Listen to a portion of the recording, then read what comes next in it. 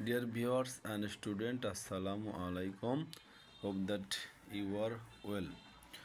তো চলুন বন্ধুরা, আজকে আপনাদেরকে দেখাবো এভরি এবং এভার দিয়ে কীভাবে নতুন ওয়ার্ড তৈরি করতে হয়। দেখুন, হোয়াইট বোর্ডে লেখা আছে এভরি এবং ever. This is here first word every.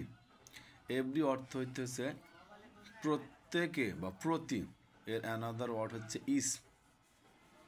তারপর শব্দ হচ্ছে এভরিডে, প্রতিদিন। অ্যানাদার হচ্ছে ডেইলি। এরপর এভরি ওয়ান, প্রত্যেকজন বা প্রতিজন। ইচ ওয়ান বলতে পারি আমরা। নেক্সট শব্দ হচ্ছে এভরিবডি, সকলে বা সবাই। এর অ্যানাদার হচ্ছে অল। পরের শব্দ হচ্ছে এভারগ্রিন, চির সবুজ আমরা বলতে পারি।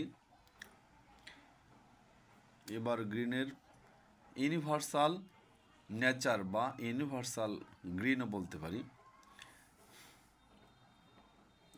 দেখুন, পরের শব্দ হচ্ছে এভার কেয়ার, সর্বদা খেয়াল রাখা। ইটস অ্যানাদার ওয়ার্ড হচ্ছে take care all time. Last শব্দ হচ্ছে ফর এভার, চিরদিন। That's mean whole life. Thank you everybody watching my video.